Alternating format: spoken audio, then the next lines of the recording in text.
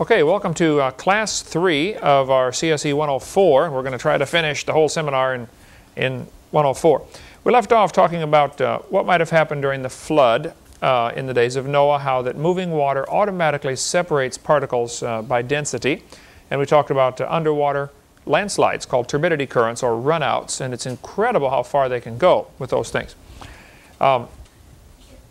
Moving water will separate things automatically based upon numerous different factors, based upon the animal's body density, complexity of the body shape, and things like that. All over the world, dinosaur bones are found. This is a real dinosaur bone right here, a toe bone, the second bone back in your toe. Yeah, bring them both up here, Eric. That'd be great. Okay. Fossils are found literally all over the world. It's just unbelievable how many dead animals there are still buried in the rock. Here's an ammonite, a good sized one. We'll have a small one here in a minute. And a stalactite. Been wanting to get that out here anyway. Yeah, that's good right there. In Vernal, Utah, not too far from the Colorado border, you can find Vernal, V-E-R-N-A-L on your map. There's a fossil graveyard. It's just incredible. A giant hill. The more they dig into the hill, the more dinosaur bones they find. I mean, tons and tons and tons of dinosaur bones all packed in. They call it a fossil graveyard. Those are extremely common, believe it or not. They're found dozens, if not hundreds of places around the world. You find fossil graveyards. This one, I want you to notice the backbone of the creature. There's no head, no tail, no limbs, no arms, and no teeth marks. This creature rotted. He wasn't scavenged, wasn't torn apart by predators. In Wyoming, in 1934, they discovered a famous dinosaur discoverer on a ranch owned by Howard Baker Howe. Lived at the foot of Bighorn Mountains in Wyoming. The concentration of fossils was remarkable. They were piled like logs in a jam. And that is very frequently the way dinosaur bones are found, or fossils, period, are found, just packed into an area. There's a monument in Texas after the Texans lost at the Alamo. Actually, you know, if you lose 110 men and you kill about 1,000 of the enemy, I think you win, but they lost, okay? They lost at the Alamo. Santa Anna's army went marching across Texas, and the big Texas army caught them and defeated them very badly at the Battle of San Jacinto. There's a huge monument built there. If you ever go to Houston area, outside of Houston is the San Jacinto Monument. Go up and look at it real close. The entire monument is made out of huge blocks of stone. All of them are solid fossils. It's just giant blocks of stone the size of this desk, cut and smoothed out and put together to build this giant monument out of all fossil material like this. Millions, probably billions of fossils in that thing. In Belgium, back in 1878, remarkable concentration of iguanodon skeletons. Now the iguanodon, Eric, you'll need to know about this one. This was the first dinosaur found and put together. This was the one in 1809, before the word dinosaur was even made up. The first dinosaur reassembled in modern times was the iguanodon. It got the name because when they got the teeth, the dentist or the doctor who looked at these giant teeth that his wife had found, actually, he was in working on a patient, I think, and his wife is out there waiting in the buggy, and noticed some guys were digging a ditch to put in a drainage pipe or something, and they were digging through some fossils. And she said, "What are these?" They said, "We don't know. We find these things once in a while." Huge fossilized teeth. And they were, her husband, who's a doctor, said, "Well, these look exactly like the teeth of an iguana." So that's where the word iguanodon comes from. Orthodontist, works on your teeth, you know. So the first one ever put together, now they put it together seriously wrong. Okay, they made a lot of mistakes when they reassembled it. If you handed you a package of bones and said, "Here, put it together," well, the chances of getting it right, they blew it. But regardless, this was the first one. But they found so many iguanodon skeletons in this Belgian coal mine. It was 1,000 feet below ground, and they're digging through and found all these iguanodon skeletons. Remarkable part of it was they were extending through 100 feet of solid rock. So the deeper you dig, the more iguanodon skeletons you find for 100 feet. This fellow says, "Much to my surprise, the book documents literally hundreds, not just a handful, of well-exposed dinosaur track sites spread all over the world." These are dinosaur footprints. Eric, did you go to Dinosaur Valley State Park? Have you been to Texas? When you guys go to Texas in 2 weeks, oh, you're not going, that's right. I don't know if it's too far to drive, I think, for that one. If you get to Dallas area, it's about 50 miles southwest of Dallas. There are about, I'm going to say, several hundred dinosaur footprints in the rock. If you get to Holyoke, Massachusetts, which is right just about dead center of Massachusetts, there's quite a few dinosaur footprints. There's a little sign about yay big, dinosaur tracks. You're driving down the highway and you stop and you walk down in the valley and there's dinosaur footprints all over in the solid rock. They find them in Connecticut. Literally, I would say hundreds of places around the world, dinosaur footprints are found in the rock. This fellow says, continuing here, tracks, trackways, nests, eggs, and coprolites, that's petrified dinosaur doo-doo, of the reptilian masters of the Mesozoic and are chronicled from all over the world. And the record is an impressive one, indeed in terms not only of abundance and geographic distribution, but also quality of preservation. Lockley and Gilbert report more than 400 dinosaur track sites in North and South America alone. And they especially note 12 large localities around the world that contain more than 1,000 individual tracks and or more than 100 different trackways. Now a trackway is a series of tracks in a row. Right foot, left foot, right foot, left foot. More than 100 tracks in a row in a trackway. Robert Bloom, South African paleontologist, estimated there are 800,000 million skeletons of vertebrate animals, animals with backbones of vertebrate, in the Karoo Formation. This is in Africa. Just based on how many bones they find, they said, well, there's probably, we know how big this area is where we find these bones, there's probably 800,000 million.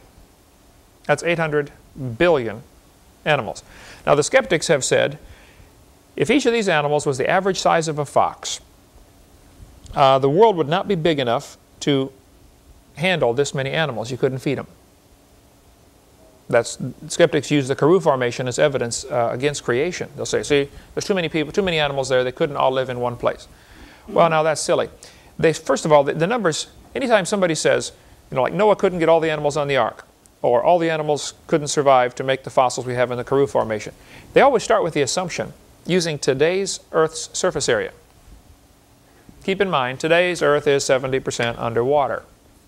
Right? That's not the way it was before the flood. Now it turns this way.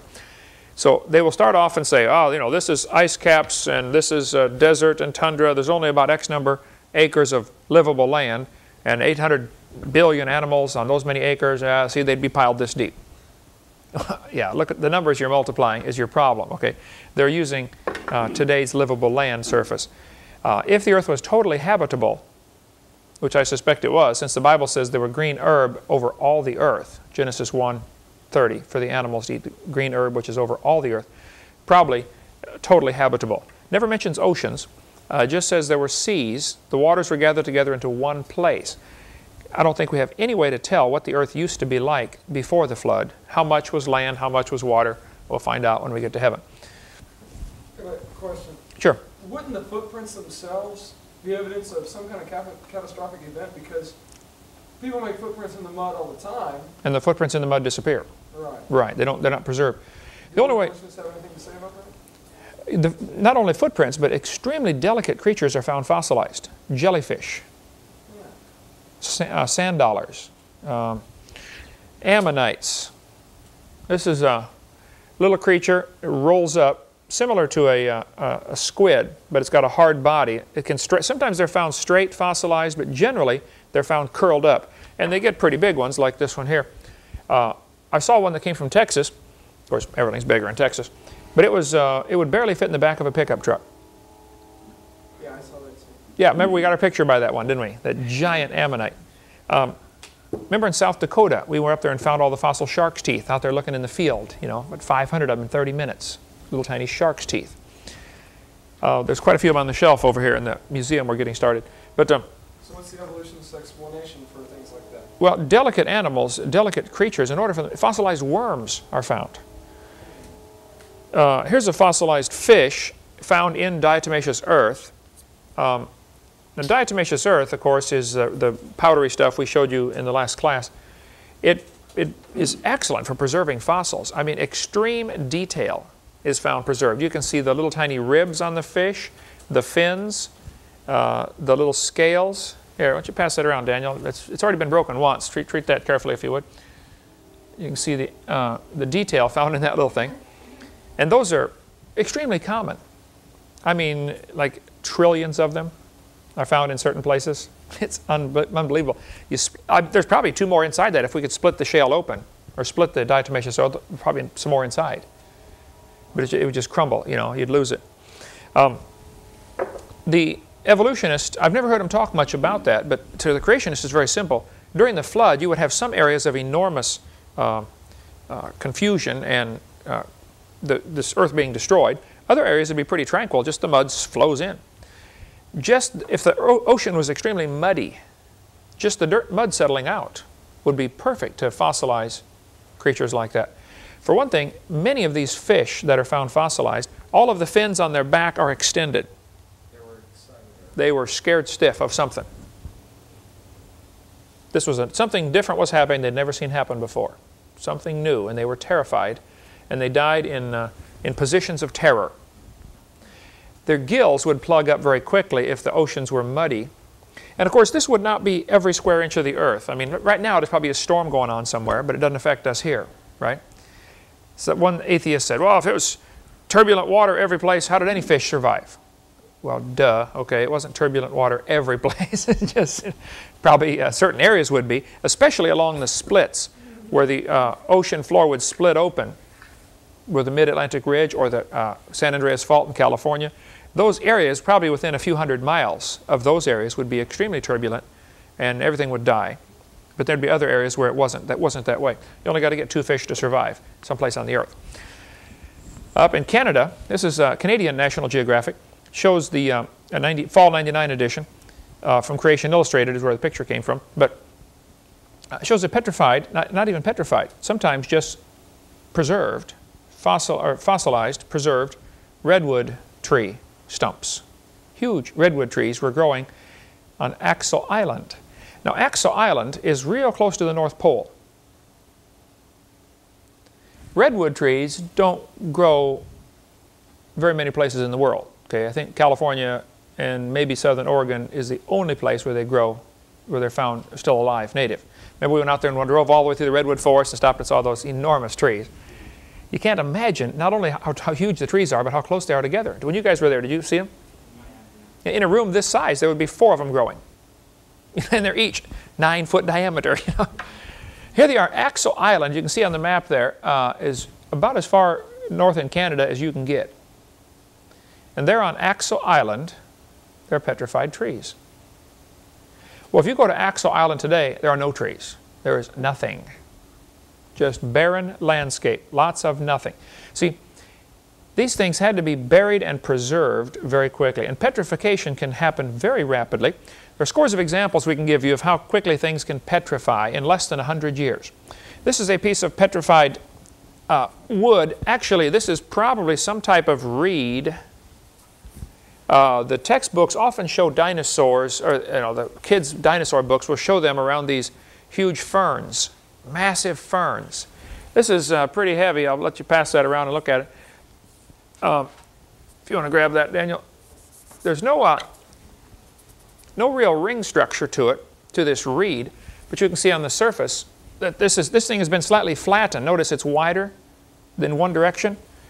This thing would have been squeezed like asparagus, sort of like a giant asparagus basically is what that would be, something similar to that. So it's squeezed in one direction, flattened out, holds whole huge areas of this, and then fossilized in the oval shape. Here's a petrified mammoth tooth. Now usually when they dig up mammoth teeth, or any fossilized bones for that matter, very frequently exposure to the oxygen starts the crumbling process. They begin to decay.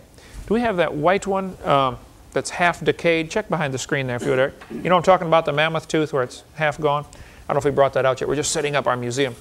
This, oh yeah, there we go. This is one that was not coated to protect it in time, and so it began to crumble and began to decay. So this was another mammoth tooth. There's quite a few shells and rocks and different various assorted things stuck to it from the, it's called the matrix, the rock that it was in. Here, I'm going to pass those around. That's a real mammoth, piece of a mammoth tooth, and here's the other one, the whole one. We also have a baby mammoth tooth there, if you can grab that, son. Here's on the screen is a petrified water wheel. No, it's on a little wooden stand, a little wooden block, and it's kind of stuck to it. Right. This is about half, then, of a baby mammoth tooth. And it was coated with a varnish right away so it wouldn't crumble from oxygen getting to it. That's a gastric stone. Some dinosaurs would eat rocks in order to chew up their food, like chickens do, you know, have a crop. Dinosaurs did that. And those are often real smooth, rounded off stones. Don't you have the poker line on? No, that's not out here yet. Here on the screen, if you can see that, is a piece of petrified wood. This is a piece of petrified wood I'm holding in my hand. Let me explain the process of how it works. You can see one side's been cut and polished, and you can see the grain pattern, just like, you know, a piece of wood you'd make furniture out of. I believe this is palm wood. No, this has got a grain to it. I don't remember. The guy who gave it to me, I put a label on it. It's someplace on the shelf. I'll have to get that, what type of wood it is. But basically, if you look at a piece of wood under the microscope, each fiber of wood is made of millions of wood cells end to end, which plant cells have a hard shell, hard outer cell coating, and then the membrane inside. Animal cells only have a membrane, and the plant cells have a cell wall. Well, when it dies, the inside is going to rot and disappear. The fluid's going to drain out, leaving behind, like a piece of wood, when they dry it out, is, here's a piece of wood here. The fibers in the piece of wood, if you look at it under a magnifying glass or a microscope, are actually like long tubes because the ends fall out, and so this soaks minerals into it. Whatever you bury the wood in, it's going to absorb those particular minerals. If it's buried in iron-rich water or mud, it may take an iron texture to it. I've got petrified wood around here. I got all kinds of petrified wood. I should have got some of that out on the shelf, but I just got one piece. This is a piece of petrified wood, though, that's been chopped on. There are chop marks. Somebody was chopping this with a hatchet. I would assume before it petrified. And here it is, a piece of petrified firewood. Glenn French up in New York called me and said, Brother Hovind, I watched your seminar tapes, and he said, I have a pile of firewood in my backyard, or I think it was in his backyard, near his home. He said it was cut in the 1930s. You can still see the chainsaw marks, and it's all petrified. I think one of his neighbors had it, because when I called him a few months ago to say, man, I want a piece of that, we finally got our museum available, you know, to put stuff in. He said, oh, it's all gone. Petrified firewood. I held a piece in my hand, though. A guy gave me a piece of petrified wood and said, Brother Hovind, what is this? I said, that's petrified wood. He said, look at it close. But it's still petrified wood. He said, look at the ends of it. And when I looked at the end of it, you could see it had been chopped with a hatchet. You could see the chop marks from the axe on a piece of solid petrified wood. I held it in my hand. I offered to buy it off him. He wouldn't sell it. I don't know where it is now. Here's a, this I found out just yesterday. This is actually mummified, not petrified. A mummified dog in a tree. They brought this big log to a sawmill in Georgia, in Rome, Georgia. American Forests magazine carried the article. If you can find me the original article, I'd love to get a picture of it. All I know is it's one of the past issues. I have no idea even what year, and it's on page 64. So if anybody watching this tape can get a hold of the American Forest magazine, please send it to me. David Royal from Rome, Georgia took the photo, and I called, and there's about 19 David Royals in Georgia, and I've called almost all of them. And there ain't none of them that I've talked to so far, so I'd love to meet them. But they're bringing this huge truckload of logs to the sawmill to cut it up for wood. Inside one of them was a mummified dog. Apparently had chased a coon up the tree and got stuck. That's the best thing we can figure out. He's still there. But I just found out Marlissa chased it down yesterday. The dog, the log and the dog are in Georgia someplace. It's at not a museum, but it hasn't been destroyed yet. I'd love to buy it for our museum here. Here's a petrified fish giving birth. Fossilized in the act of giving birth. Now these are, believe it or not, an extremely common fossil. Thousands of these have been found. There's a couple of theories of what caused this. Some say the fish was pregnant and within a certain time period, a few weeks or months of giving birth, and just the pressure squeezed the baby out after it died. Just the pressure of all the rock and mud and sand and gravel or whatever. Or it might have actually been fossilized, you know, in the process of giving birth. This would have to be buried quickly, obviously. It doesn't take millions of years to give birth. And then fossilized in such incredible detail. I mean, you could see almost hair-like structures fossilized.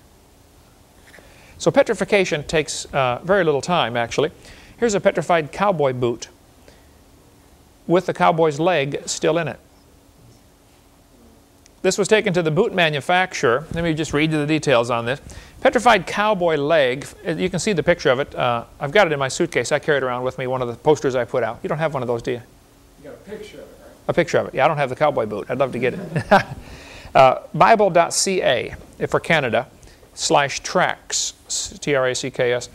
Now, there's several things about Bible doctrine I disagree with this website on. Okay, we could argue on what they teach. You know, I think their Bible doctrine is off in a few areas, but still, they got fascinating stuff on things petrifying. Petrified cowboy leg found in Dry Creek bed near West Texas town of Iran, about 1980, by Mr. Jerry Stone, employee of Corvette Oil Company. The bones of the partial leg and foot within the boot were revealed by an elaborate set of CT scans, CAT scans, performed at Harris Methodist Hospital in Bedford, Texas, July 1997. The radiologic technician was Evelyn Americas, AART, American Association of Radiological Technicians. A complete set of these scans remains with the boot at the Creation Evidence Museum in Glen Rose, Texas. Carl Baugh has it. The company that, they found out the company that made the boot. And they said, oh yeah, we use this stitching pattern, and they're looking at this boot, you know, in the 1950 to 53, somewhere in that range. So who knows the story behind it? Cowboy's leg got torn off or shot off or something. Or he's Jimmy Hoffa. This is part of him they found in Texas, and part of him is in New York, and whatever.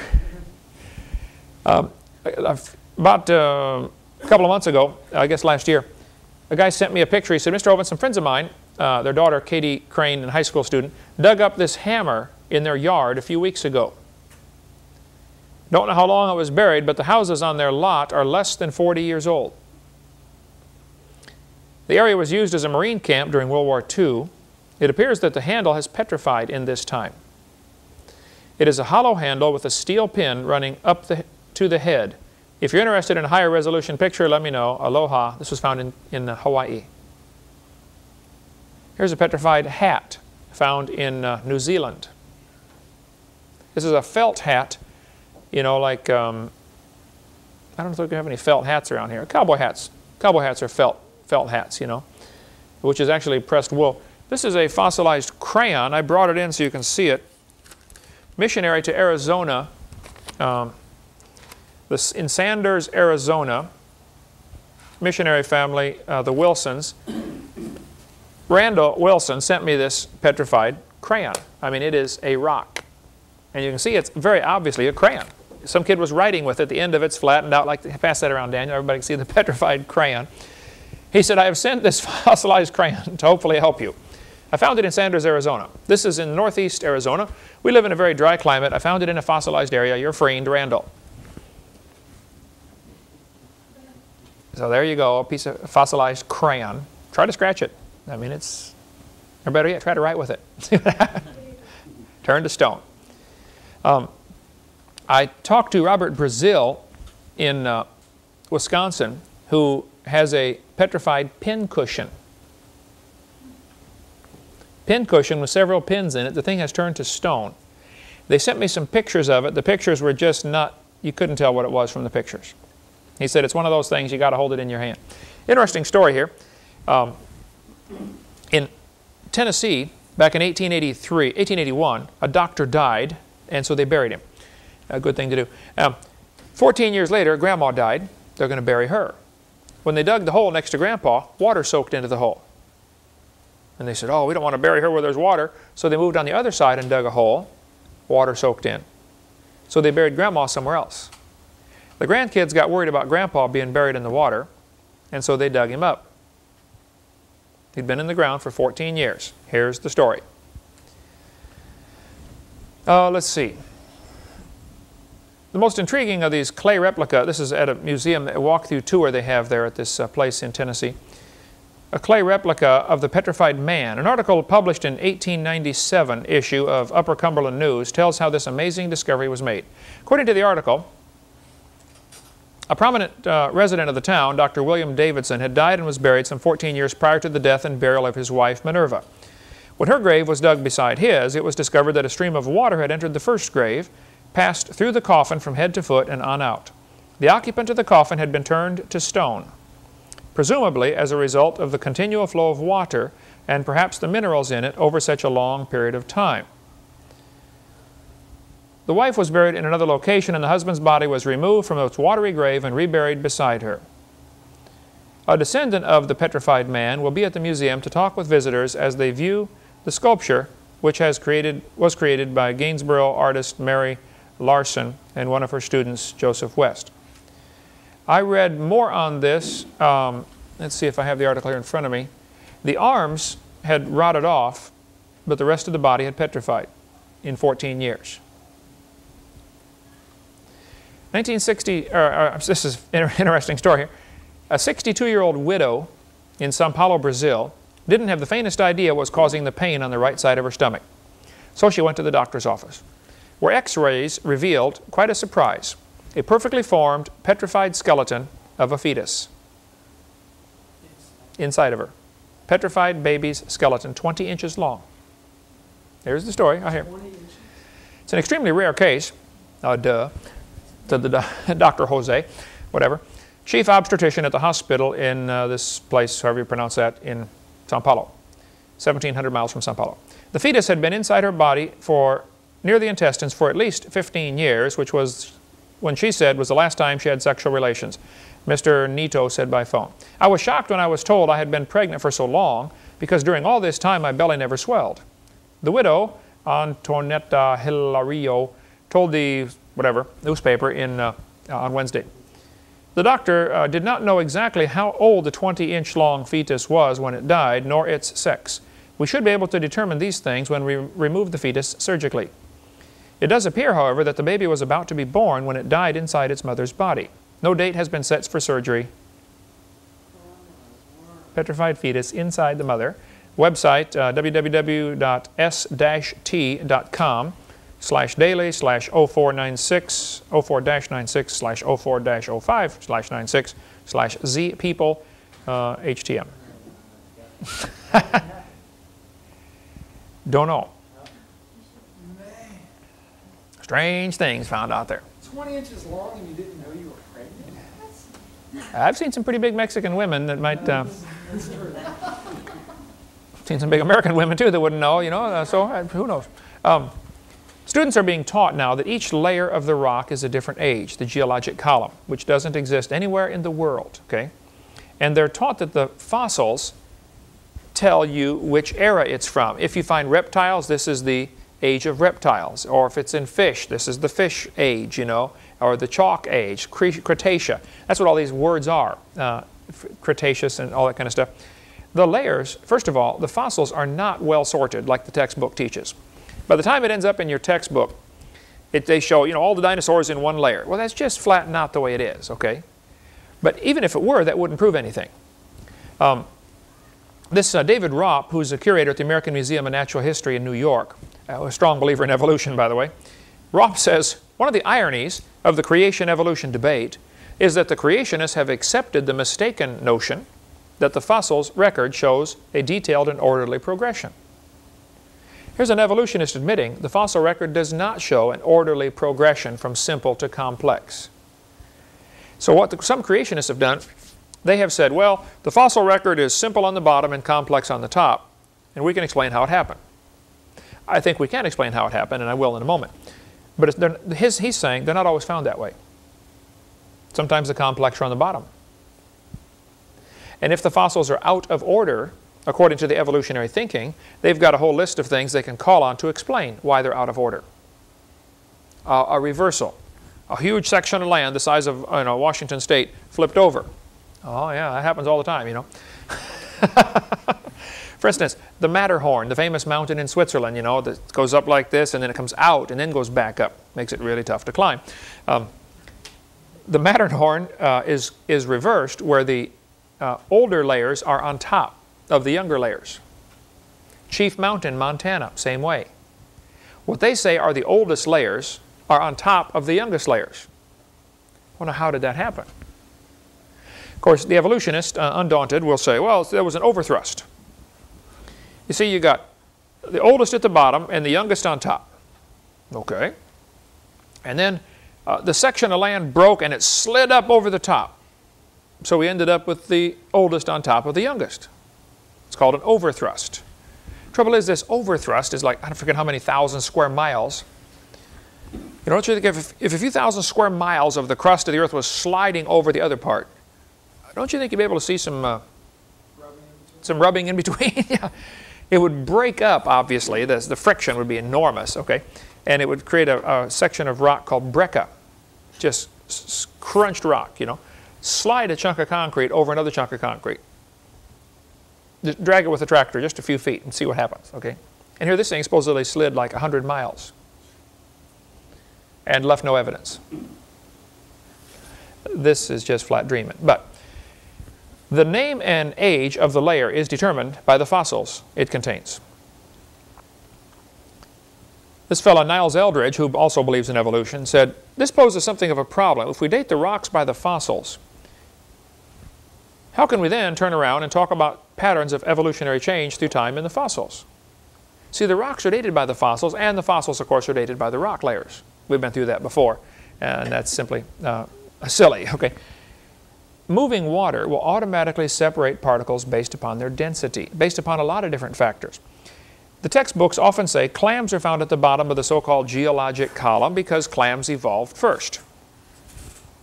And birds are found at the top, and they say, see, that's proof birds evolved last. Well, duh. There might be another explanation for this. Maybe clams are found at the bottom because they're already at the bottom when the flood starts. Wouldn't they be the first ones buried? They're sorted based on their habitat. You know, maybe birds are found on top of the geologic column because birds are the last ones to drown in a flood. Right? Fly around till you run out of gas. Maybe they're sorted based upon their intelligence. As far as we can figure out, you know, clams aren't too bright. Maybe they're sorted based upon their mobility. Clams can't run very fast. Maybe they're sorted based upon their body density. You know, clam shells are a little heavier than bird feathers. So the sorting, there is a little bit of sorting, but it's not necessarily due to evolution. You know, how fast was that calf going? Anyway, there might be two ways to look at this. Okay, if you find all the reptiles in one layer, that doesn't lead you to conclude that all the reptiles evolved at the same time. You might conclude that reptiles have a similar body density, so they get buried in a flood in the same layers with the liquefaction phenomenon. Let's take a little break. When we come back, we're going to talk about liquefaction. This is a fascinating thing to discuss, and Walt Brown has a great section on this in his book, In the Beginning, which is, I highly recommend that book. So we'll talk about that when we get back after the break.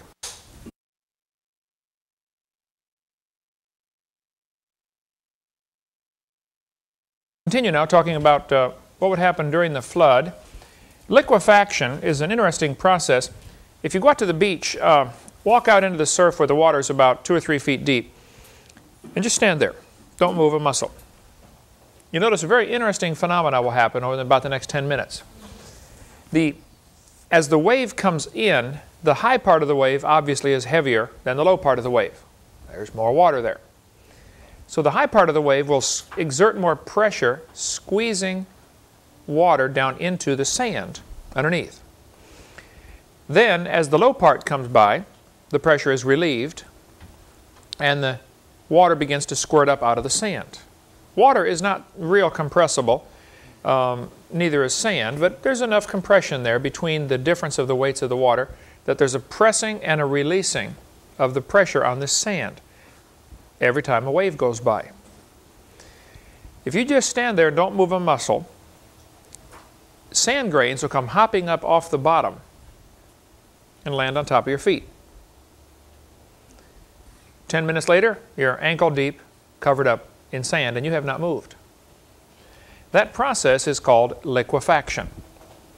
The liquefaction takes place by the pressing and the relieving of the pressure. Okay, during the flood, if the earth were totally covered by water, totally covered, liquefaction would be enormous because not only do you have relatively soft sediments that are just settling out, they haven't turned to stone yet. You know, you'd have thousands of feet of sediment all over the world. You'd also have a tidal change. See, the moon is pulling on the earth, and this creates a bulge in the earth called the tide, the high tide. The problem is the tide just gets going, and all of a sudden it runs into something. America, Africa, Asia, or something, okay? It runs into some land, and this messes everything up. That's why the Gulf of Mexico does not have real good tidal change. Anybody know what it is? Is it about a half a foot? No, I think we have a total swing about 2 feet from... Total swing, 2 feet. Okay. I was up and preached at a church, and Eric, you were up there at the Bay of Fundy in Nova Scotia, Canada. Just the way it works, if you had a pan of water, and I want you to tip it up and pour it toward one corner. As the water, you might only lift it up a ½ inch, but as the water goes rushing toward that one corner, it comes up 5 inches. It's all focused in that one spot. The Bay of Fundy works like that. Just it happens to be in the right spot, and so does Anchorage, Alaska. The channel is just right, where all of a sudden the tide rushes into that one place. And in the Bay of Fundy, the greatest tidal change they've ever had is 103 feet. Low tide to high tide, 103-foot difference. That was during what's called spring tide, where the moon and the sun line up. If the moon is pulling on the earth and the sun is canceling out part of it 90 degrees, it's not as high. That's called neap tide. Who cares? Okay. I think Bay of Fundy averages about a 50-foot tidal change. I mean, every 6.5 hours, or whatever their cycle is. It would be every 6 hours and 25 minutes regularly if it weren't for the fact that the Earth's surface has all these continents in the way to mess up things. If it was just all water, the tides would get into a rhythm, and it would go every 6 hours and 25 minutes. High tide, then low tide. See, the Earth turns once a day. Oh, this way. So it would be every 6 hours. You'd have a high tide, low tide, high tide, low tide, high tide. So it would be just real nice every 6 hours you could tell, you know, when the high tide was going to be, or low tide. The problem is, while the Earth is turning, the moon is also moving. That's why you get the 6 hours and 25 minutes, because during that 6 hours it has moved 25 minutes worth. Now, who cares? Okay, well, if the Earth were liquid, covered, without any continents to stop the tides, they would quickly become harmonic. If you know in music how you can pluck one string and it makes other strings vibrate. That's called, the harmonics is, certain strings sound good together. You know, C, E, and F sound good together, C major chord. Other strings don't sound good together. They don't vibrate well together. Those are the ones that I play. The harmonics of the tide would be, you would have about a 200-foot tidal change if the Earth were simply covered with water. The reason we only get a 2-foot tidal change in the Gulf of Mexico and a 100-foot tidal change in Bay of Fundy is because of the shape of the Earth's surface. So if you smooth it all out, which you'd have during the flood, liquid-covered Earth, even then, though some places are deeper than others. The Bible says the water was, 15 cubits. We assume that to be about 22 feet above the tallest mountain. It's interesting. The ark was 30 cubits high. And that's half the draft of the ark. The draft is called how much, goes underwater of a boat. You take an aircraft carrier, it might be 150 feet up out of the water and only how much in the water? 1/3? Yeah, 1/3 of it's underwater. That's the draft. So it was safe where you could not drag bottom anywhere as long as you're in the ark. You couldn't hit a mountain. So you get a 200-foot tidal change, you get an enormous liquefaction problem. This is going to squeeze and release the pressure and squeeze and release your pressure every 6.5 hours for, well, Noah was in the ark for 13 months. We can assume the Earth was probably covered with water continuously for at least a few of those months. It may have taken 6 months to kill everybody. They probably found a way to escape or build a homemade raft real quick, but, after a few months you run out of food, other factors begin to enter in, and you start to die off. So I suspect it probably took 6 months to kill everybody during the flood. And then it took another several months for the water to go down, and for the continent to become stabilized, and we'll get into more of that later. Here's Walt Brown's book in the beginning showing us some sand, what happens during liquefaction. A plume, you have a layer of sand, and then more rock gets layered on top. And all of a sudden the pressure exerts, squirts the sand up through one place, and you get a massive sand plume, sometimes as big as Pensacola. The rest of the rock's going to erode away, leaving behind this sand plume like Ayers Rock in Australia, which is probably a sand plume. You know, that huge red rock out in the middle of the desert. It's a big thing sticking up. He thinks that's probably a sand plume from the flood. I think he's probably right. Okay, Genesis chapter 7. The Bible says, the waters prevailed exceedingly upon the earth, and all the high hills that run to the whole heaven were covered. Now, Hugh Ross tells people it's just a local flood in the days of Noah. If all the high hills are covered, that's not a local flood. Right? Looks to me like a worldwide flood. The Bible says 15 cubits upward did the waters prevail, and the mountains were covered. This is not a local flood. This is a worldwide flood. So where did all that water go? Well, in Genesis chapter 8, verse 1, it says, God remembered Noah and every living thing and all the cattle that was with him in the ark, and God made a wind to pass over the earth, and the waters assuaged. That word assuaged is a very interesting Old English word. We don't use it much anymore, but it means to sink down. The water did not run off. The water assuaged. This is different. In the New International Version, NIV, they say, but God remembered Noah and all the wild animals. Now they added that. Okay, there's no place the Bible says they were wild. Quite the opposite, actually. The Bible teaches they were not afraid of man until after the flood. But see, in order to get a copyright on a book, you have to make a certain percentage, a certain number of changes, or they won't give you a copyright because you're basically writing the same book. So that's why they added all sorts of things and took all sorts, just to make it different, so they could get a copyright on it. See, the King James, of course, is not copyrighted. So they were not wild animals, because this conflicts with other scripture, which says, you know, they were not afraid of man until after the flood was over. Genesis chapter 9. We'll get to that later on. Okay. Then it says here in the NIV, the waters receded. Now this is a mistake. The water did not recede. The water sank down. It dropped straight down. If we filled this building 5 feet deep in water, Bill would be excited because his office is right there. But if we did. And then a section of the floor caved in. Just dropped down, called a sinkhole. You know, anybody ever seen a sinkhole where like the roof of a cave just falls in? That happens all the time. There was a big one in Winter Park down near Orlando. If you ever get down there, Eric, be sure to go to the place where the massive sinkhole was, which is from Orlando. I think you go slightly north and mostly west. Winter Park. A section of a neighborhood caved in and sank down about 40 feet. Took several houses with it. Just dropped, underground cave collapsed.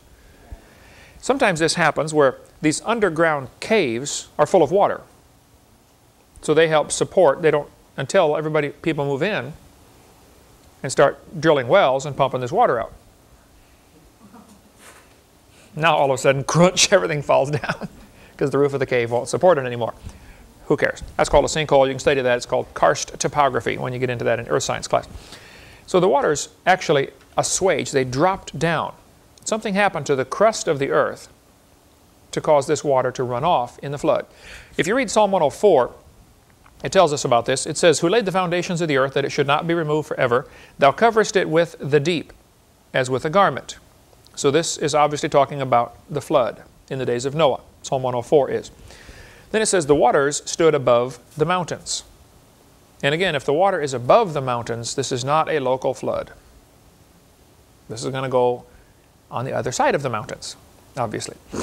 So, according to the Hovind theory, during the last few months of the flood, the unstable plates of the earth, which has now been fractured, here's the earth, the crust of the earth, all busted up like an eggshell.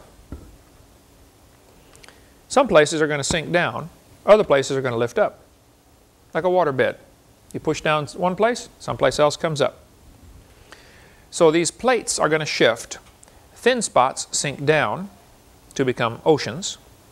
Thicker spots lift up to become mountains. It's real simple.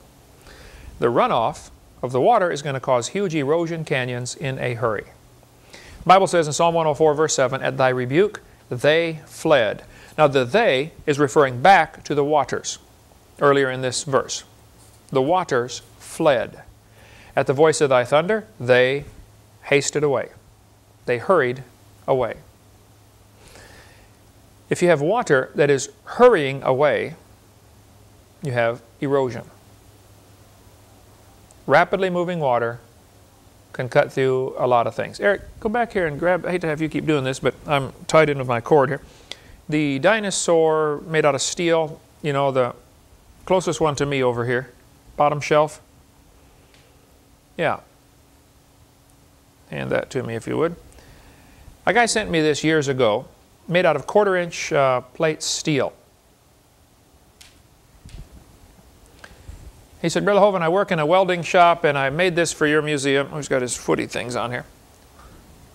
I looked at it, I said, "Man, how did you cut that so smooth?" He said, "Oh, we cut it with water." Like 50,000 pounds per square inch or something, you know, but they squirt water on it real hard and it cuts through the steel extremely smooth. Cut with water. It's not quite, yeah, it's probably 3/16. Pretty thick. Probably, what, 20 pounds maybe. You wouldn't want to do that with a hacksaw. No, hacksaw would take a while, wouldn't it? So, rapidly moving water can just do an awful lot of damage. The other thing you get with rapidly moving water, it picks up a lot of debris. Pretty soon it's not just water anymore. Now it's a slurry of rocks, tree stumps, logs, boulders, and liquid sandpaper. So what they'll do when they drill a well, they will use drilling mud. Not just the drill bits drilling the well, the drilling mud is abrasive. They mix special mixture called drilling mud that they pump down, and they try to get just the right weight, because you can add certain minerals to it and make your water heavier than if you had other minerals. So there's a real science to the drilling mud. You know, what are you going to put in this well? Because you got to have just the right pressure to go down, eat the rock away, and push the debris up through the hole. Because you got a drill bit, say this big, and a pipe this big, which you're pumping water down through. So while they're drilling, this drilling mud's going down and pushing everything up the outside. Because if you're drilling, the stuff's got to come up. And those are called the tailings. Who cares? Okay. Psalm 104, verse 8. They go up by the mountains. They go down by the valleys. Now this is an Old English phrase, and many Bibles right here will have a reference note at the bottom to explain what this means. This is not the way we would say it today in modern 21st century English. They go up by the mountains, they go down by the valleys. The phrase that they have in the footnote at the bottom, the more modern way to say this is, the mountains rose, the valleys sank down. So what apparently is happening here in Psalm 104 verse 8, the mountains are actually lifting up and the valleys are actually sinking down. If we filled this room 5 feet deep in water, the whole building, and picked up that end of the building with the forklift, what would happen to the water? Go this way, right? Until it runs into something it can't move. Well, if you lift up a section of the earth as big as the United States and tilt it, you don't have to tilt it very far. Tilt it 100 feet in 2,000 miles. That's all it takes. Water's going to start running. Water seeks the lowest level, period. The crust... There were already some mountains and valleys. Well, the Bible doesn't mention mountains. It mentions hills, high hills. But then during the flood, it says the mountains were covered.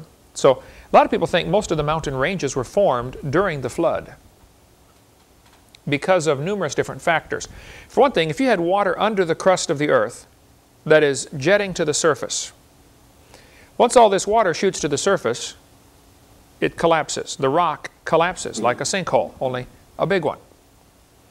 But it's not going to sink evenly. It may sink and wrinkle up like a raisin.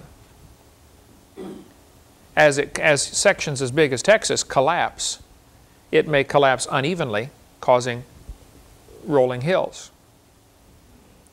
All sorts of features can be formed in that one-year flood.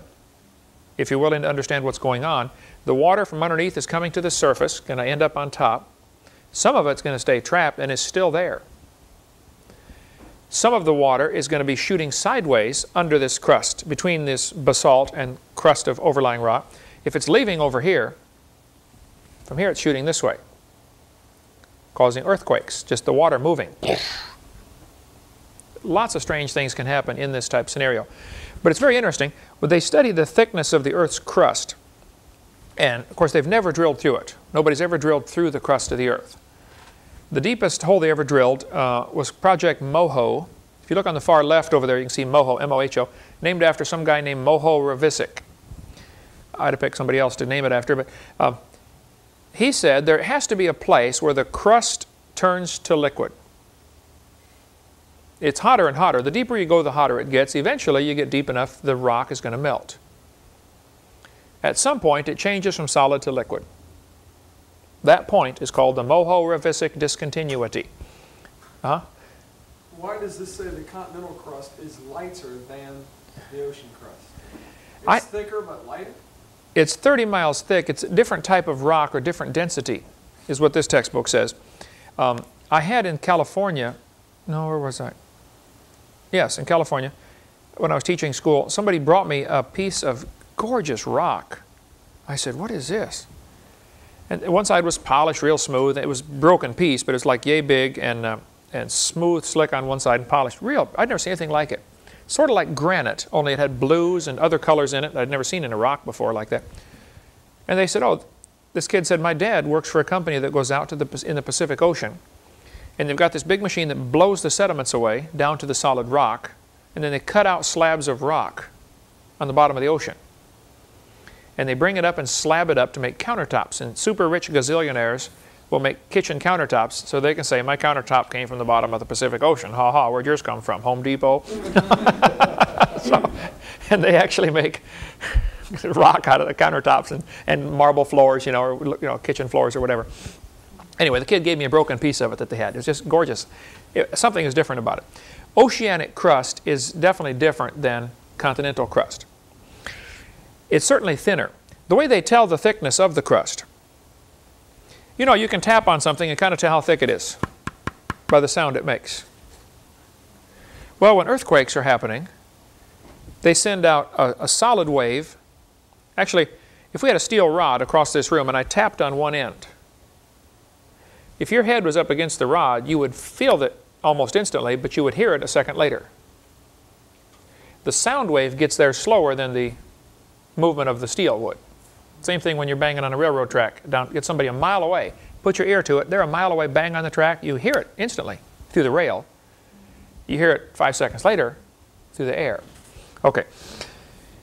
By setting up a seismograph meters all over the world, they can tell where the earthquake was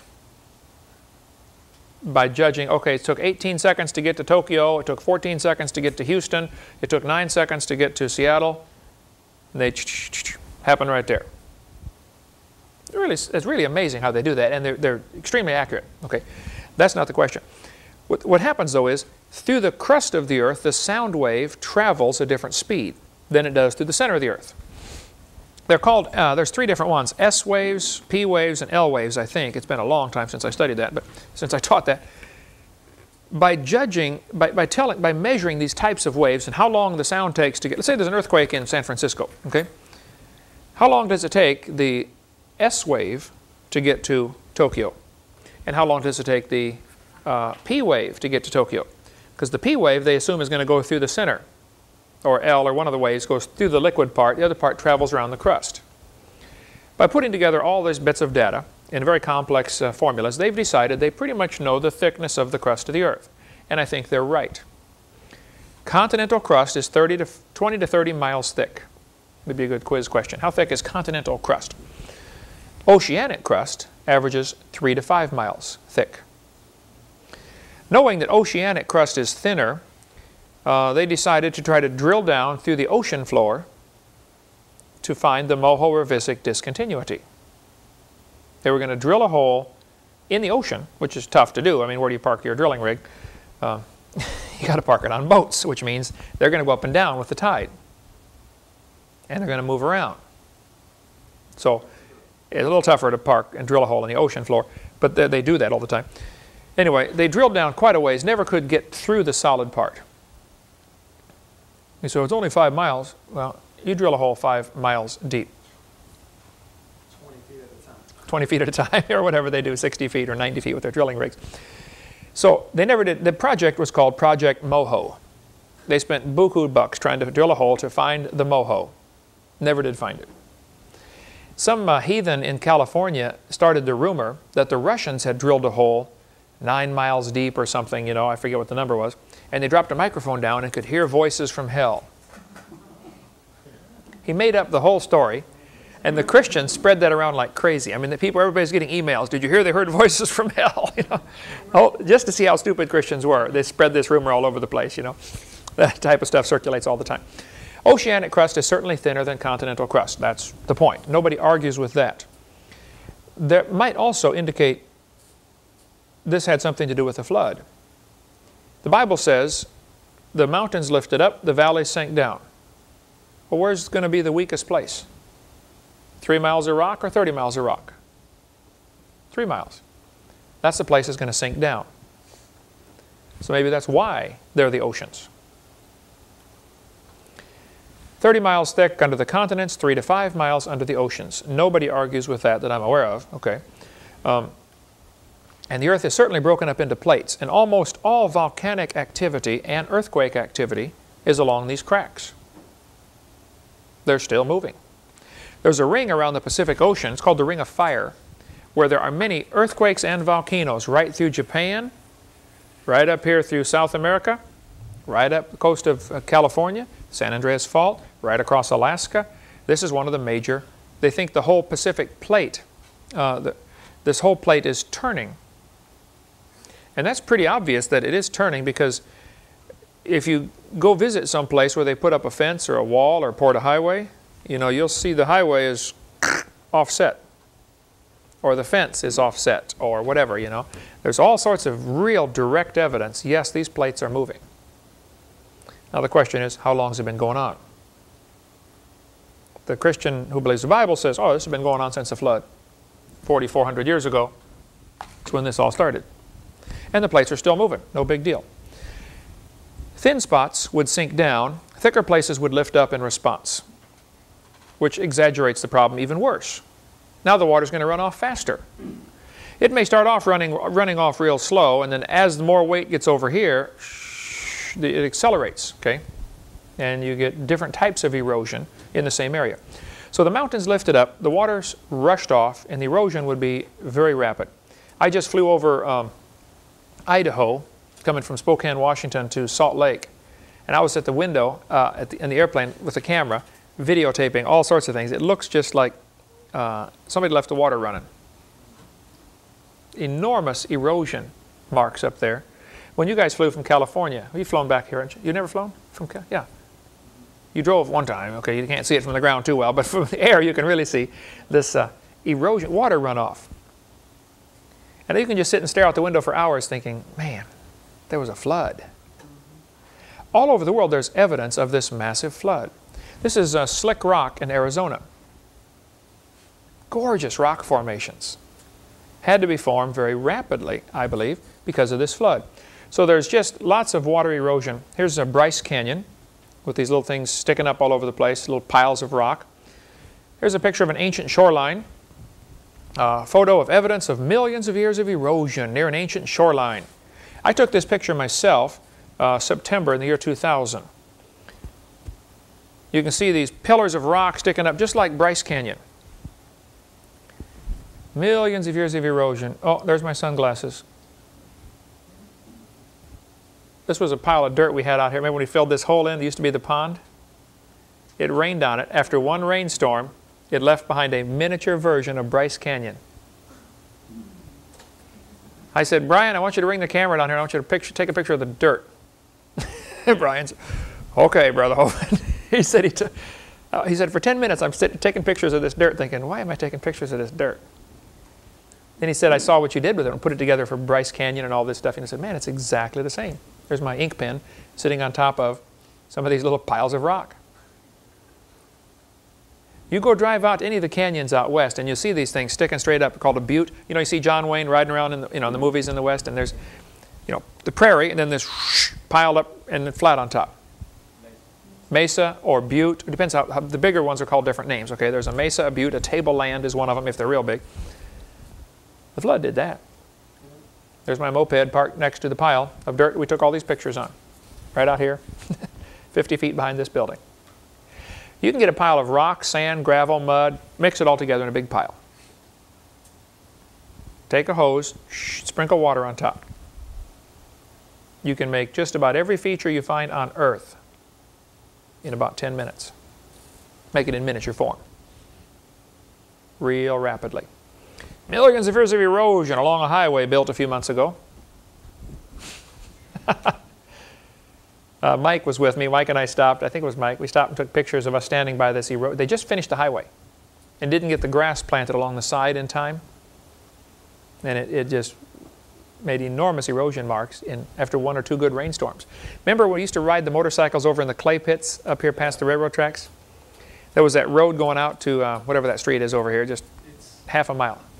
Now it's a canyon 30 feet deep. And since we've been here. I showed you the pictures, didn't I, of in Georgia, Georgia's Little Grand Canyon? Yes, you did. That's incredible. They think what happened about 1810, 1820, some settler built a lean-to or a shed, and there's no gutter on it. Water ran off and hit the edge and started a little erosion, a little gully. It's now a state park. Hundreds and hundreds of acres have been destroyed. This canyon just keeps growing and growing and growing. There are now 9 canyons running into this one main channel. Probably all started by this farmer building his little hut on this. It's a hilly area. He's built up on top of the hill, and the water started cutting a channel. I've got all kinds of pictures of it. We're going to set up a display in here of that the Little Grand Canyon of Georgia, south of Columbus, Georgia. I forget the name of the town now, but just look on a map, Little Grand Canyon, it's on all the maps. So I think the erosion is best explained by the flood. Last week I was in Spokane, Washington. I did not get time to go over and see it, but I do have lots of pictures of Dry Falls, Washington. Go to Spokane and go west about 60 miles to the town of Coulee City, between Coulee City and Moses Lake on Interstate 90. You will find Dry Falls, Washington. This is the largest waterfall in the world, and there's no water going over it. They said at one time it had more water going over it. They can tell by the erosion marks. There was more water going over that waterfall than all of the rivers in the world combined. Whoa. Sounds like a flood. Sounds like a flood. Apparently there was probably an ice dam blocking the huge lake or something. There was a massive lake that all drained over here at one time. I would say this probably happened toward the end of the flood, or even a few years later, a few months later. As the ice is melting back, you would get enormous amounts of water all of a sudden gets released. Carved out this area in a hurry. Here's a washout, flood washout in eastern Montana. So the rock is going to lift up, the water is going to rush off. One more thought here and we'll quit for the day. Most mountain ranges you see around the world follow the coastlines. You look at the Rocky Mountains, right here, parallel with the North Pacific. You look at the Andes Mountains in South America, right along the coastline of the South Pacific. Interesting. The Appalachian Mountains, you went to Tennessee Temple, Chattanooga, Tennessee, part of the Appalachian Range, runs right up the East Coast, parallel with the Atlantic Ocean. It's almost as if the mountain ranges and the oceans were formed because of the same thing and at the same time. If a section of the earth would lift up to make the Appalachians, someplace else is going to drop down, become part of the Atlantic Ocean. Off the coast of California is the Pacific Trench. You walk out, here in Florida, you can walk out on the beach for a mile before it gets over your head. California, how far do you walk out before it's over your head? About 40 feet, yeah. Go out about 1 mile and drop a string with a rock on it down, see how deep it is. Real deep. Go out about 10 miles and drop a string down. It's unreal. It's lots deeper. There's a trench out there. Okay. who cares? All over the earth we find these bent rock layers. You don't bend rocks very far. They break. But these this one is in West Virginia. You can see the interstate highway was cut across here. This photograph taken showing this huge layers of rock are bent over interstate, whatever that is, going up through West Virginia. Well, they had to bend while they were soft, my humble opinion. If they were bent while they were hard, there would be cracks in the rock which do not exist. If I took 50 layers of clay and bent them and then baked it, no problem. It would hold that shape. But if I took 50 layers of clay and baked it and then bent it, it wouldn't bend. Well, I could shatter it, but there'd be cracks, but they're not there. So here they are telling the kids each of these layers is a different age. Well, then the bottom one's going to be hard before the next one gets on top. Bent rock layers are proof positive the layers were formed quickly and bent before any of them had time to harden. Is that an actual picture? That's an actual picture in San Juan Capistrano, California. Where was that from you guys when you lived out there? San Juan? Southern California. That's right. I preached in Temecula. It's not too far from there. Okay. As the rock layers are bending, as the mountains are lifting up, this is going to exert pressure. Now, if you take limestone and squeeze it real hard, it changes to marble. Different types of stone. There are 3 types of stone or rock in the world, not counting fossils. Okay, there is sedimentary rock, which is sediment that settled out. There is metamorphic rock. Metamorphic means it's been changed by heat and pressure. You get pressure and heat, it'll change it to something else. Marble, used for tombstones and... Is that like real dense rock then? Because of the heat and it changes the structure of the molecules. They line up differently. Then you have igneous rock. Igneous comes from a Latin word ignite. What kind of rock would be igneous? Volcanic rock, lava, stuff like that. Igneous rock. Those are the 3 basic categories of rocks: sedimentary, igneous, and metamorphic. Where are you most likely to find fossils? Sedimentary. You wouldn't find it in igneous rock. If there was anything in there, it got melted and recycled. Okay. So, after the flood, I believe the oceans were smaller than they are today. Continents were bigger, which means you could walk anywhere in the world. We'll get into that next week. What happened after the flood? Why do we have a continental shelf? Kind of interesting. How did they get to Australia? We'll cover that next week, all that stuff on the, what was it like after the flood, and continue with the Hovind theory, and get into about Mount St. Helens and what it did in Washington State, showing what one catastrophe can do in a hurry. Right? See you next week. Thank you.